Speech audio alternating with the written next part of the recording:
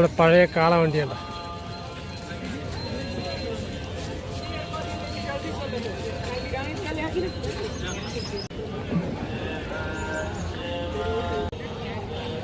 ഇത് ഈ കാണുന്നതാണ് കേട്ടോ ബസ് സ്റ്റാൻഡ്. ഈഷ സെൻറ്ററിലെ ബസ് സ്റ്റാൻഡാണ്.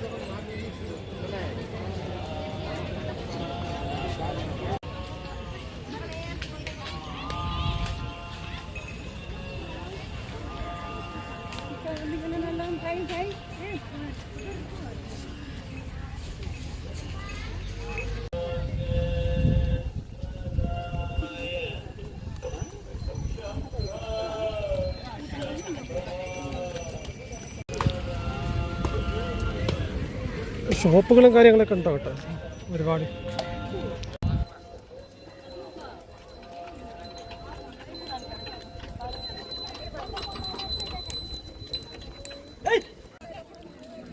ഇതിൻ്റെ അടുത്ത് പോകുമ്പോഴാണ് നമുക്കിതിൻ്റെ വലിപ്പം എത്രത്തോളം ഉണ്ടെന്ന് മനസ്സിലാവുന്നത്.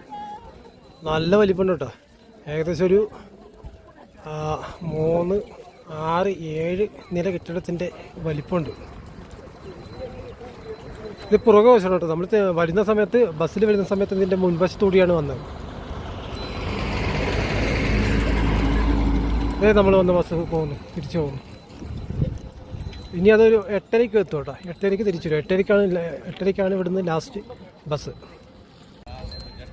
ഈ ആദിയോഗി പ്രതിമയുടെ ചുറ്റും കൊണ്ടല്ലേ വെള്ളിയാങ്കിരി മലനിരകളാണ് കേട്ടോ മൊത്തം.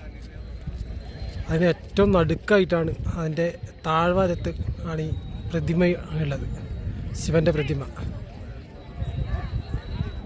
കണ്ടില്ലേ. ഇതാണ് നമ്മൾ ഉക്കടം ലേക്കിൻ്റെ അടുത്ത് നിന്ന് കണ്ട മലനിരകൾ ഇതൊക്കെ. കോയമ്പത്തൂരിൽ നിന്ന് ഏകദേശം 30 കിലോമീറ്റർ ദൂരമുണ്ട് ഈഷ യോഗ സെൻറ്ററിലേക്ക്. ഏകദേശം 50 രൂപ ബസ്സിന് ചാർജ് ഈടാക്കുന്നുണ്ട്. എല്ലാ സമയത്തും ബസ്സുകളുണ്ട്. ഗാന്ധിപുരം ബസ് സ്റ്റാൻഡിൽ നിന്ന് എല്ലാ സമയത്തും ബസ്സുകളുണ്ട്. 112 അടി ഉയരമാണ് കേട്ടോ ഈ ആദിയോഗി പ്രതിമയ്ക്ക്. ഇന്ത്യയിലെ സെക്കൻഡ് ലാർജസ്റ്റ് അർദ്ധ പ്രതിമയാണ്. ശിവൻ്റെ അർദ്ധ പ്രതിമയാണ് കേട്ടോ അല്ലേ. ആദിയോഗി പ്രതിമയ്ക്ക് ചുറ്റും മലനിരകളാണ്, വെള്ളയാങ്കിരി മലനിരകൾ ചുറ്റും മലനിരകളാണ് കണ്ടില്ല.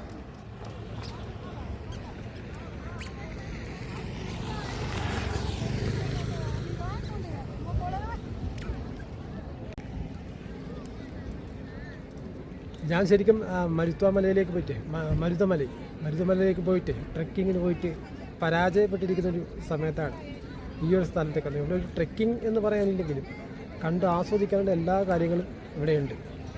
ഒരിക്കലും നമ്മളെ നിരാശരാക്കില്ല ഈ എന്താ പറയുക ആദിയോഗി യോഗ സെൻറ്ററിലേക്ക് വന്നു കഴിഞ്ഞാൽ, ഈഷ യോഗ സെൻറ്ററിലേക്ക് വന്നു കഴിഞ്ഞാൽ ഒരു കാരണവശാലും നമ്മൾ നിരാശരാകില്ല, അത് ഉറപ്പാണ്. കറക്റ്റ് 7 മണിക്ക് ഇവിടെ ഒരു ലേസർ ഷോ ഉണ്ട് കേട്ടോ. അത് കാണാനാണ് ശരിക്കും ഞാൻ ഇവിടെ വന്നത്. ആ ലേസർ ഷോ കാണാൻ വേണ്ടി തന്നെ ആയിട്ടാണ് ഇവിടെ വന്നത്. അത് കണ്ടിട്ടേ തിരിച്ചു പോകുന്നുള്ളൂ. 7 മണിക്ക് അത് കണ്ട് 8:35 ബസ്സിന് കയറി പറ്റണം ഇവിടെ.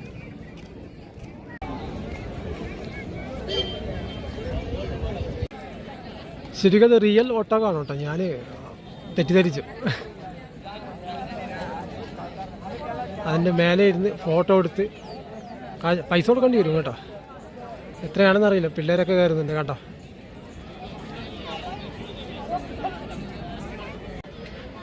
നല്ല വിശാലമായ മൈതാനമാണ് കേട്ടോ. ഒരുപാട് പേർക്ക് ഇരിക്കാന്നുള്ളതാണ്. അതുപോലെ തന്നെ ഒരു സൈഡ് ഇതിൻ്റെ കുട്ടികൾക്കുള്ള പാർക്കും കൂടിയുണ്ട്. കുട്ടികളൊക്കെ വന്നു കഴിഞ്ഞാൽ എൻജോയ് ചെയ്ത് സമയം കളയാം. അതിനുള്ള ടൈം പാസിങ്ങിന് വേണ്ടിയിട്ടുള്ള എല്ലാ കാര്യങ്ങളും ചെയ്തു വെച്ചിട്ടുണ്ട് ഇവിടെ.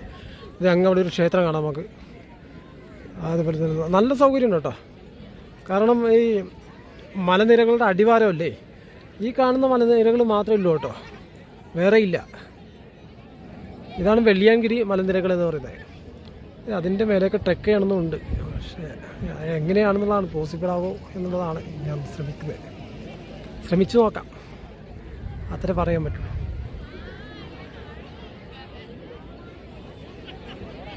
ഓട്ടോത്തിനെ കൊണ്ട് അവർ പോയേട്ടാ. അവർ മതിയാക്കി. അവർ ഹിന്ദിക്കാരാട്ടോ, രാജസ്ഥാൻകാരാ, ഹിന്ദിക്കാരല്ല രാജസ്ഥാൻകാരാ. ശരിക്കും ഈ പ്രതിമ ഉണ്ടല്ലോ, 34 മീറ്റർ ഉയരത്തിലുള്ള ഈ പ്രതിമ അത് വിസ്മയിപ്പിക്കുന്നുണ്ട് കേട്ടോ നമ്മളെ ശരിക്കും. ഇനി അതിനകത്ത് എന്തെങ്കിലുമൊക്കെ ഉണ്ടോയെന്ന് അറിഞ്ഞൂടാ, ഞാൻ അവിടെ പോയില്ല, ചെല്ലാണോ അത്രേ. ആദിയോഗി പ്രതിമ കാണാൻ പകൽ വന്നേക്കരുത്. പകൽ എന്ന് പറഞ്ഞത് രാവിലെയോ അല്ലെങ്കിൽ ഉച്ചയ്ക്കോ ഒന്നും വന്നേക്കരുത്. ഒരു വൈകുന്നേരം ഒരു 5 മണി, 4 മണി 5 മണി ആ സമയത്ത് വരിക. കാരണം ആ സമയത്ത് കുറേ കൂടി വെയിൽ താഴ്ന്നിരിക്കും. ഈ സമയത്തൊക്കെ നല്ല വെയിലാണ്. അപ്പം ആ സമയത്ത് വരികയാണെങ്കിൽ വെയിൽ കുറവായിരിക്കും. അപ്പം വൈകുന്നേരത്തെ 7 മണിക്കുള്ള ആ ലേസർ ഷോ കൂടി കണ്ടിട്ട് തിരിച്ചു പോകാം. ബസ്സുകളുണ്ട് കേട്ടോ, ബസ്സുകളുണ്ട്. ബസ്സുകൾ പക്ഷേ നല്ല തിരക്കായിരിക്കും. ചാടി പിടിക്കേണ്ടി വരും ബസ്സിന്. ഫോട്ടോഗ്രാഫിയുടെ അങ്ങേ അറ്റമാണ്. കൈ തൊഴുതിട്ട് ഫോട്ടോ എടുക്കൽ എന്തൊക്കെയാണ് കാട്ടിക്കൂട്ടുന്നത്. Just for Instagram or YouTube. മറ്റൊന്നുമല്ല, ഭക്തി മൂത്തിട്ടൊന്നുമല്ല കേട്ടോ. അങ്ങനെയൊന്നും കരുതരുത് നിങ്ങൾ. ഭക്തി മൂത്തിട്ടാണ് ഇവർ ഈ ഫോട്ടോ എടുക്കുന്നതെന്നും കരുതരുത്. ഇതൊക്കെ സോഷ്യൽ മീഡിയ പേജുകളിൽ പോസ്റ്റ് ചെയ്യാനുള്ള തത്രപ്പാടാണ് ഇതൊക്കെ. ഞാനുൾപ്പെടെ ചെയ്യുന്നത് അതാണ് കേട്ടോ.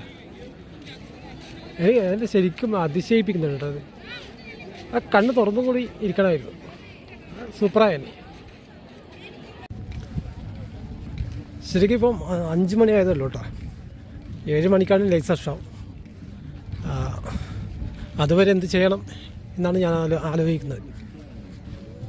നോക്കാം നമുക്ക്. ആ ക്ഷേത്രത്തിലേക്ക് പോയിട്ട് എന്താ സംഭവം എന്ന് അറിയണ്ടേ. നമ്മുടെ പത്മനാഭസ്വാമി ക്ഷേത്രത്തിൻ്റെ ഒരു ലുക്കൊക്കെ ഉണ്ട് അതിന്. ഒരു തമിഴ്നാട് സ്റ്റൈലിലാണെങ്കിലും ആ ക്ഷേത്രം അല്ലാന്ന് തോന്നുന്നു. അതുപോലെ ഒരു ബിൽഡിംഗ് ഉണ്ടാക്കി വെച്ചിരിക്കുകയാണ് അത്. നോക്കാം എന്താണെന്ന്. ഇത് സൈക്കിൾ സവാരിയൊക്കെ നടത്തുന്ന ആൾ. എല്ലാ ആക്ടിവിറ്റീസും ഉണ്ട് കേട്ടോ ഇവിടെ. എല്ലാ ആക്ടിവിറ്റീസും നടക്കുന്നുണ്ട് ഇവിടെ.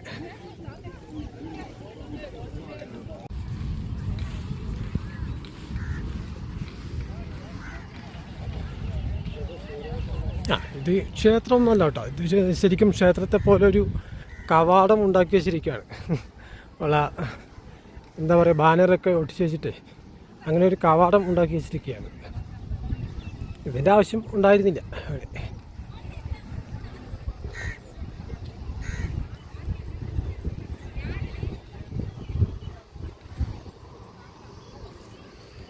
ഇവിടെ എനിക്കൊന്ന് പൂജയും കാര്യങ്ങളൊക്കെ ഉണ്ട് എന്ന് തോന്നുന്നു കേട്ടോ. ശൂലമൊക്കെ കുത്തിവെച്ചിരിക്കുന്നു. അതാരാണ്? മാരിയമ്മനോ ആണെന്ന് തോന്നുന്നു.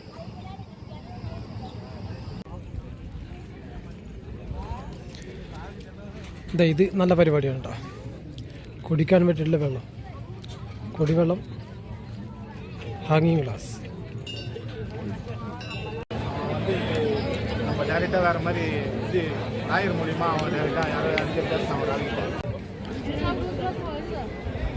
താഴെ നിന്നുള്ള അതിൻ്റെ വലിപ്പം കാണണ്ടേ. എൻ്റെ പൊന്നോ, എൻ്റെ തല കാണുന്നില്ല കേട്ടോ.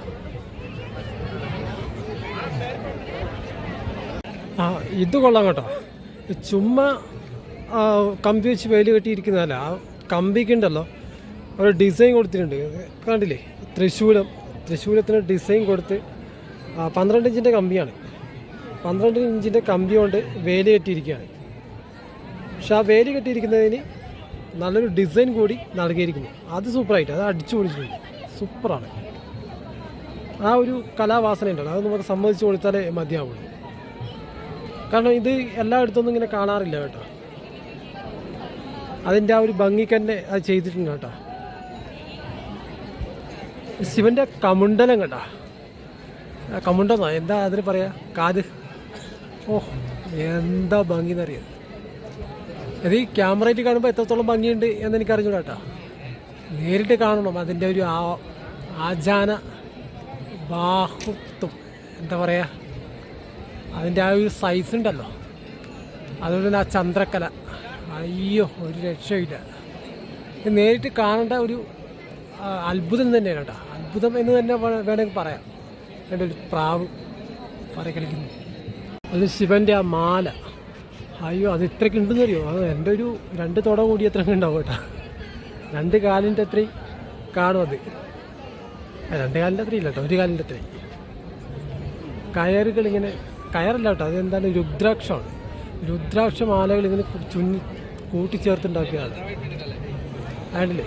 രുദ്രാക്ഷ മാലകൾ കൂട്ടിച്ചേർത്തുണ്ടാക്കിയ ശിവൻ്റെ മാല. രുദ്രാക്ഷമാണ് കേട്ടോ അത്. ഒരുപാട് രുദ്രാക്ഷം ഒരുമിച്ച് കൂട്ടിച്ചേർത്തുണ്ടാക്കിയ രുദ്രാക്ഷമാല. അത് പൊളിച്ചു, സൂപ്പർ.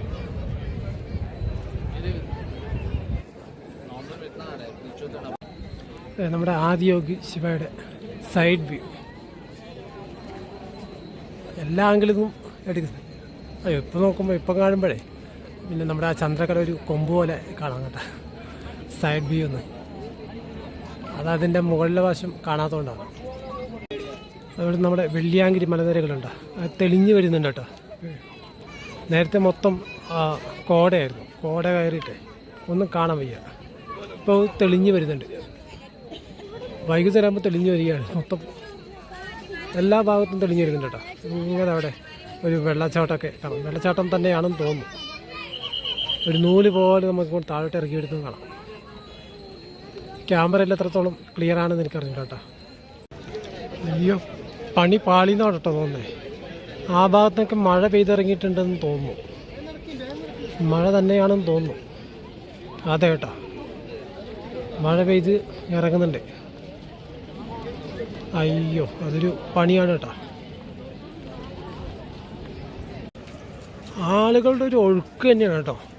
ആദിയോഗി ശിവ സ്റ്റാറ്റ്യൂവിലേക്കുള്ള ആളുകളുടെ ഒരു ഒഴുക്ക് തന്നെയാണ്. ഞാൻ വന്നപ്പോൾ തൊട്ട് കാണുന്ന ജനക്കൂട്ടാണ് കേട്ടോ അതൊക്കെ. ഇപ്പോഴും വന്നുകൊണ്ടിരിക്കുന്നു ആളുകൾ. എൻ്റെ ഫ്രണ്ട് വശത്ത് ഒരുപാടുണ്ട് കേട്ടോ. ഫ്രണ്ട് വശത്തെ കാഴ്ചകൾ ഞാൻ കാണിച്ചു തരാം. ഇപ്പോഴും ആളുകൾ വന്നുകൊണ്ടേയിരിക്കുന്നു. വാഹനം പാർക്കിങ്ങും കാര്യങ്ങളൊക്കെ ഉണ്ട് കേട്ടോ. വണ്ടികൾക്കൊക്കെ പാർക്ക് ചെയ്യാനുള്ള സൗകര്യങ്ങളൊക്കെ കാര്യങ്ങളും എല്ലാം ഉണ്ട്.